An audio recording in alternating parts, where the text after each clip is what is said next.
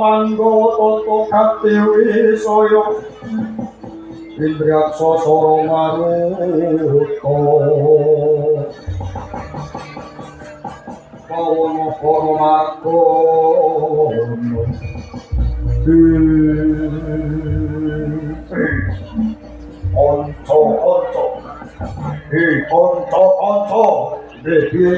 onco Pieto sawetara dewa ulang kowe ora oleh memangsang weteng kuluku garing laco Pieto sing wis aku lan kowe kabeh mongso marang tawanan sing kalungsuh rusak ana ing wewengkon iki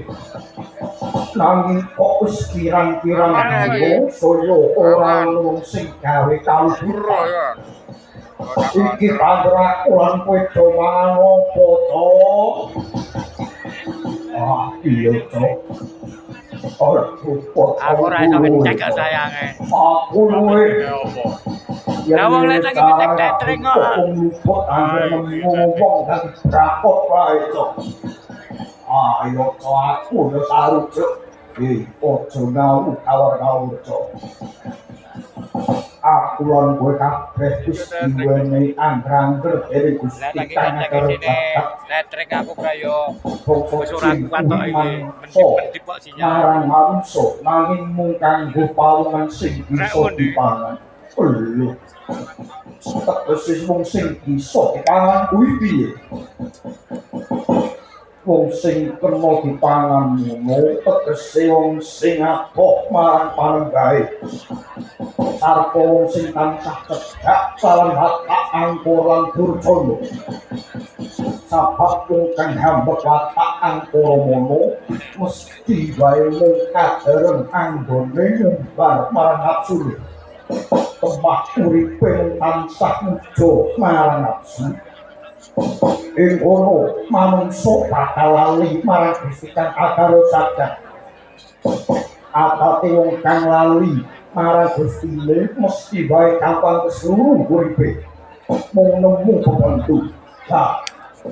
wong kang koyo mangkono sing kena dipangan lan aku lan kowe kabeh aku yo mati centrong banjur wong sing tansah mituhu marang Iwan Mohonoso kuwi ora bisa dipangan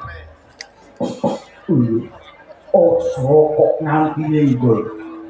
waton kuwi gak wayangane mesti kowe bakal opo amarga sing cedhak karo Gusti Kang nyipta jagat kuwi wong mau wis pasrahake pati uripe marang Gusti uripe rina wengi mung keciklung pring padaning juang aku cedhak wong sing kowe mangkono mau awale panas mulo jin yen sandingan marang wong kang ahli apa kuwi ora bakal betah ora kasam lan kemak wong mau ora mau kawis sapa Buddha lan bae kawin bangsa setan ono to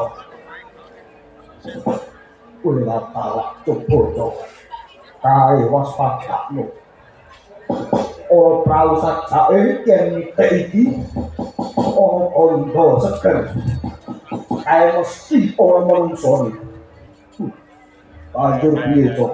coba cecaki gereng neh sepiro kaprawirane teko wangi mebu ing wewengkon kene